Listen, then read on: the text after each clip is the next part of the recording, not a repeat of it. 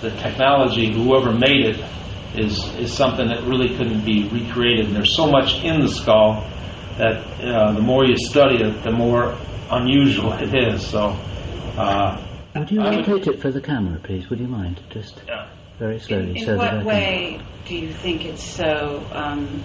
The technology is so special. Could you explain what you mean by that? Yeah, the technology. Well, the fact is, could it be created today if you had a crystal this big?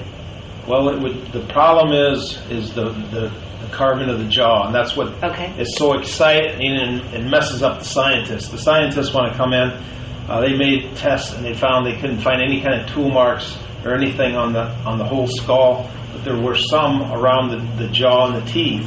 But when Dolan cracked the tooth when it was at Hewlett-Packard, he did restoration on it to repair it. So it's hard to say where the markings came from, but the thing is, even so, the thing that blows the scientist's mind is the fact is they can't figure out how the skull was separated. And it being separated, and with Hewlett-Packard's test, the top half of the skull and the jaw are the same piece of crystal. And that right there, how they could separate the two with technology even today would be pretty much impossible. And the fact is how they put prisms inside the skull, how they put the lenses in there that work through the eye to the eye sockets, that would take like zero gravity to try to do it today. And really, I don't think we could really duplicate it even with zero gravity. So who did it, how they did it, that's what makes the skull so interesting. But the real thing about the skull of what it is what you feel about it. People pick up this energy, this specialness. And so, well, crystals, in general, will give you energy. You can go buy an amethyst and put your hand. I get energy. The reason I'm doing this, I get energy with my hands, and I can feel vortexes. Okay, did you feel it outside? Yes, I did. Yeah, it's not like it. It's just. It's not like right here. Yeah, the waves. It's waves going out. When you put your hands by it, it's connection to it. Sure. But if you can have your hands out here and you can feel it, you can be out across the street really and pick it up. Well, I actually felt it when we were coming up the stairs. I could feel there's a vibration now that's going on down the hall, so to speak, because of the presence of the thing. So that's kind of there's a little bit unusual than just because it's crystal. But so, how many years has this skull been in your life? Let's see, probably about off and on for probably 12 years. Okay. And what has it changed your life? Do you feel? Completely, yeah. It's especially my life now is just like it's a fast-moving river. Things happen. It's like in just pick a month, like August. I went to Germany, Switzerland, Austria. Met a lot of people, did a lot of lectures. Come back. Somebody from England comes over and stays with me. Somebody from Italy comes and stays with me. One of them, maybe the person from Italy had to go left, but the one from England stayed right to the last day. And then I took off and went to Sedona and Scottsdale to do lectures. Get back, and then I do another. It's just like so it takes you. It's kind of like links you to the rest of the people in the planet. Right. And also it pulls me and puts me in positions like I'm down here. I don't know exactly why, but I'm running into these people that have the need to be here. The need I'm finding the country to be an amazing place, and I think there's some really special energy spots. In the skull, one of the jobs it does, it works on the heart chakra, opening people's heart to this universal love. But what it also does is it works on the ley lines of the earth, and it helps to balance out the energy. And what's so important with the shift that's coming in 2012, it's like if it's the earth is out of balance at all, when all this energy hits it, it's gonna, it'll just fly like anywhere. Could be. We wouldn't want to see what could happen. But if we can work with people on these grid lines and open up the energy and make it in balance, then the energy hitting it could make it a lot less, and that's one of the reasons I do this. So you think that's one of the things? Well, have you been to Stonehenge and to Egypt, to the pyramids? Let's see, I have to go to Egypt, to the pyramids, and the skull has been to Stonehenge, yes. Okay, so you still have to go to the pyramids. Yeah, and I feel that's important, one of my important things. I need to go, and it's not just, I think it's Thebes or wherever that area is supposed to be a special area that has some kind of energy I need to go to. So, but I find that where I'm supposed to go, the people call and say, "Hey, we would like to do a lecture here," and it seems to be the right place. So, if that's the place, I'll probably be there. I see. Okay, it was found in 1924. I listened to your lecture, but wasn't sure where you kind of stepped in. Okay, yeah. What happened? It was found by F.A. Mitchell-Hedges. Had it since the Mayans gave it back to him in 1927. But the marvelous young girl found it. Actually. Yeah, well, it was his adopted daughter Anna. And they did it. Well, they found it together. Yeah. Okay. But he had it till '59. When he passed away, it went back to Anna, and she had it till 2007. Really? Yeah, in 2007. But what happened is I met her. There's a lot of things in Anna's life and Mitchell-Hedges' life that had parallel things that happened to me. And I was in Panama, a lot of the places they were at, and I felt a connection right away to the skull when I saw pictures of it. And in '81, I heard about it, where it was at, and I went up to see her and met with her, and we became really good friends. And she allowed me to go with her when she did different lectures and stuff all over the world. So I was able to take her around the world, go to these different sites, spiritual sites around the world. And so that was, became really good friends, and she's an amazing person, so I have a total respect for her. It's a really neat person. So is she still alive? No, what happened is she traveled with her, she moved from place to place a lot. So she moved from Canada to England, back to Canada. These are full moves with new houses and everything. Sure. And then she came back in the early 2000, and she was in Canada, and she was very sick. And I talked to her on the phone, and I said, there was no one really around her at the time, so I said, come to Indiana and I'll take care of you. And she decided to do that, and she came down there, and she spent the last 8 years of her life with me, and I took care of her, and she taught me what she wanted to be done with the skull, how it was supposed to be handled, and what she believed in. And so I gave my word, and that's what I'm doing right now, is carrying out my word. My word was that I would take the skull and make it available to people that felt the importance of it, okay?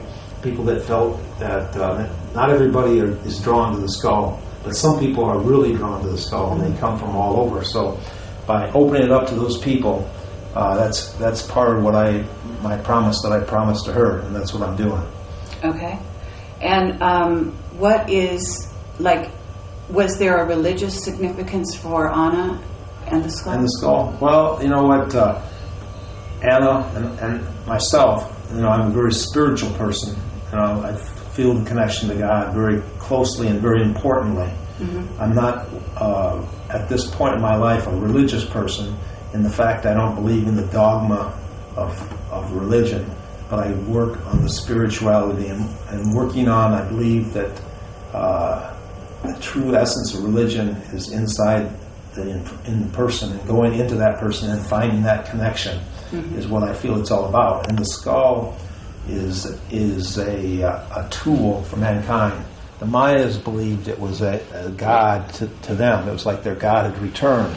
But what it really is, it's a tool to open the heart to that universal love.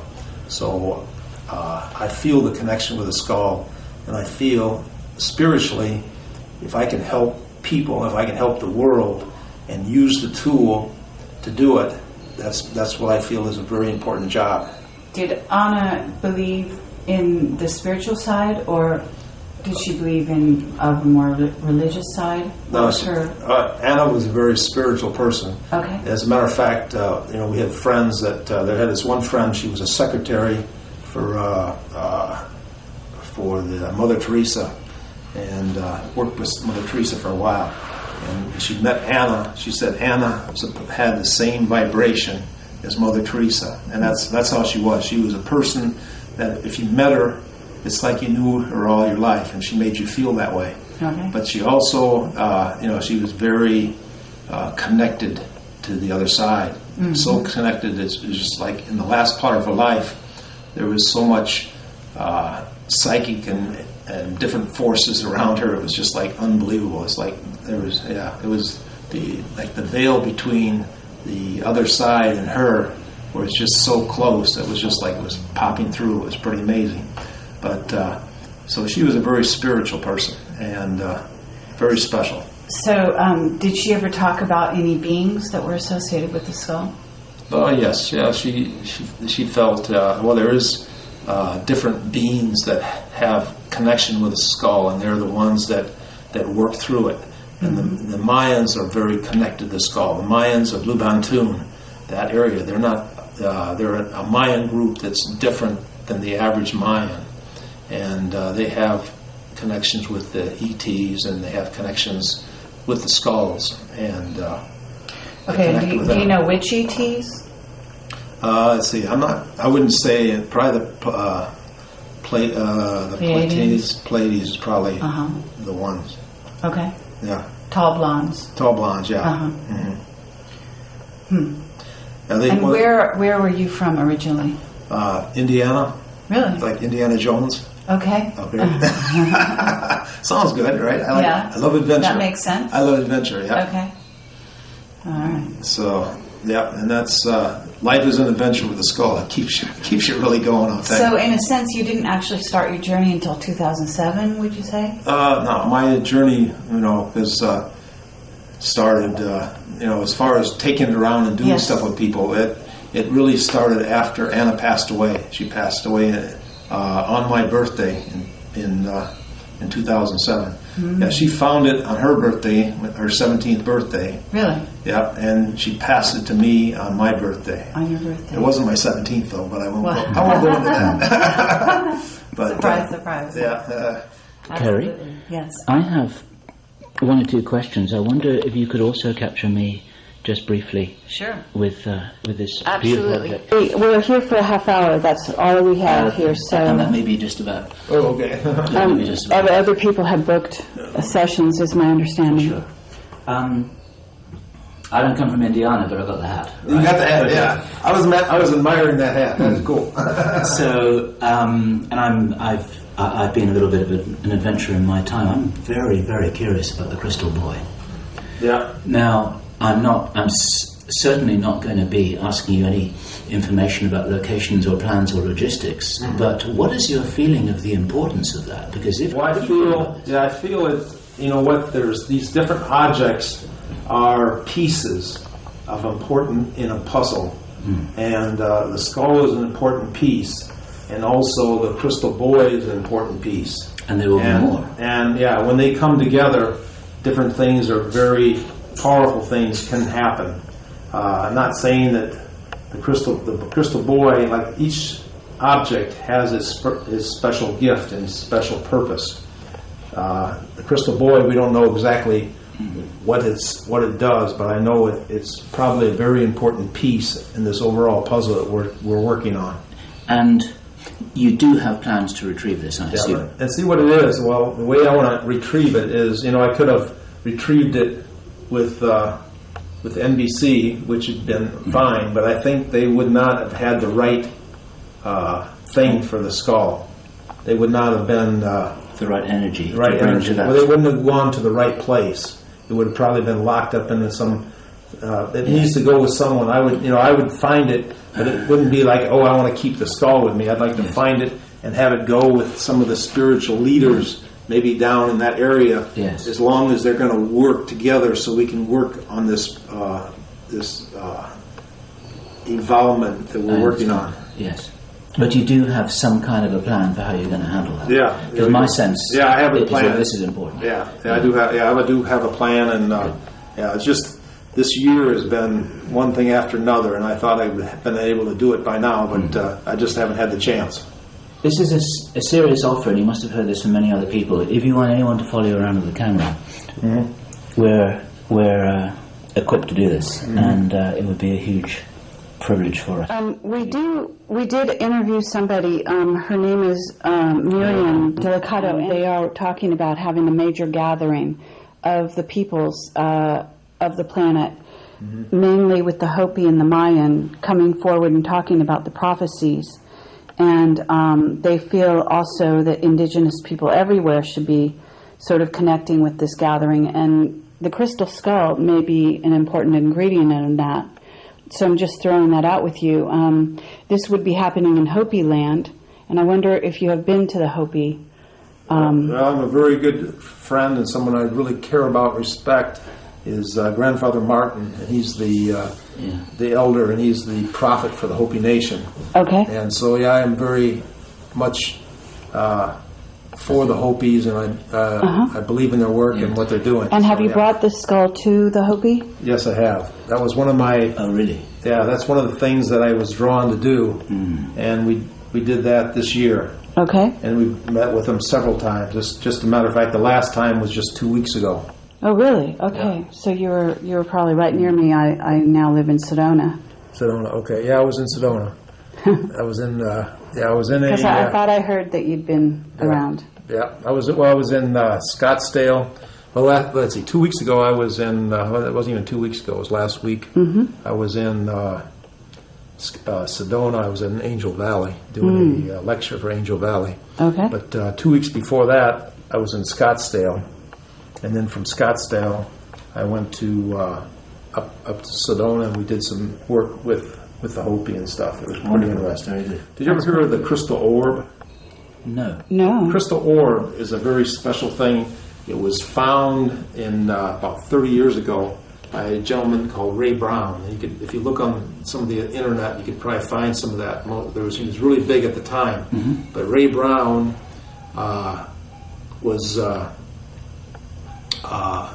scuba diving on this island of Bimini, or near Bimini. I've heard this story. Okay, incredible story. Yeah, and he went under. Yes. And they found this in a pyramid. Yes. Okay. Well, the people that were with him went back out looking for stuff, and they were mysteriously killed. But he was left, and he passed away a couple of years later, and he gave the orb to his teacher, telling him never to show the orb to anybody till the right time. Yeah. Right. Okay. Well, I did a show for NBC, and it was about the crystal skull and me looking for stuff in Central America, the one I was talking about. And when I was doing this, he watched it, and he saw the skull, and he saw me, and he felt like he felt that he had to show the orb to me, and they needed to be together. But he thought that was ridiculous because he didn't know where I was or anything. So what happened is I was going out there for a lecture to an area where to these two people, and they said they had a friend there, and the friend they were talking about the orb, and she said, "I know where it is, but I can't tell you." But they said, "Well, you tell him that the skull's coming. Maybe he wants to see it." And when they did that, he was all excited. We brought the orb and the skull together, and when we brought the orb and skull together for the first time, we did it twice. The second time, something different happened, but the first time, the skull turned white. And the orb turned gold. Wow, wonderful. Wow. But the thing is, the amazing thing about this is, I have a picture and I can show it to you. I would love to see this. Yes, we would. Absolutely. I read about this orb in Charles Berlitz's book on the Bermuda Triangle many years ago, and I've never forgotten about it. It lodged in my mind. I thought this is incredibly important, but I thought it had disappeared. It did disappear for all these years until it just came out. And what happened is, the orb, it's a crystal ball and has 3 pyramids built inside of it. But and it's pure crystal. But when we put them together, the skull turned white and the orb turned gold. If you look around his hand, you can see white light shooting around. That is amazing. Do you have plans to do more, to work more with the skull and the orb? Oh, of course, yeah. We were working very good together. Matter of fact, a couple of weeks ago, I was able to get together with them again. And when we did it this time, the skull turned blue, and there was blue light going all over the ground. And the next day, we were in this room that had yellow tablecloths and yellow walls. And you're looking at through the viewfinder on the camera, and it was yellow walls and yellow tablecloth. and when you took the picture, the skull turned blue, the tablecloth turned blue, and the walls turned blue. And you did we took about 15 pictures, and every time it did the same thing. Incredible. So some pretty strong energy. It's Atlantean orb and Atlantean skull get together. It's a major. I think there was a connection, an old connection is what it felt like. And there must be more. Yeah. There's more, and that's what we're doing right now. Is we're putting a call out to try to bring this stuff forward. Yes, because I believe a lot of the ancient people, the Mayas or whatever, have some of this stuff in their own possession that they're afraid to bring out because they know if it comes out that the government tries to take it away from them. Right. Yes. And the Tibetans, they'll have something up there too, without any doubt at all. Yes. Yeah, and I think maybe even there's some here in Australia. I think the Aborigines might have a skull.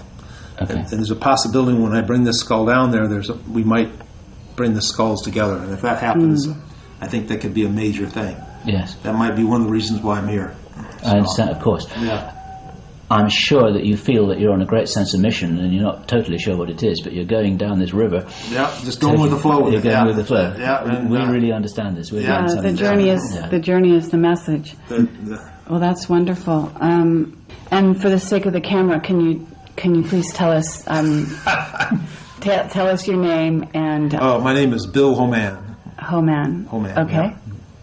And the original person who had it was Anne. Okay, it was found by F.A. Mitchell-Hedges and Anna Mitchell-Hedges. F.A. Mitchell-Hedges was a famous British explorer, and there's people that need people to know about, because in this day and age you don't have any heroes, and they were heroes, and they didn't just do the talk, they did the walk, and that's what's pretty neat. So that's one of the reasons I go around, is to get people to know about their lives.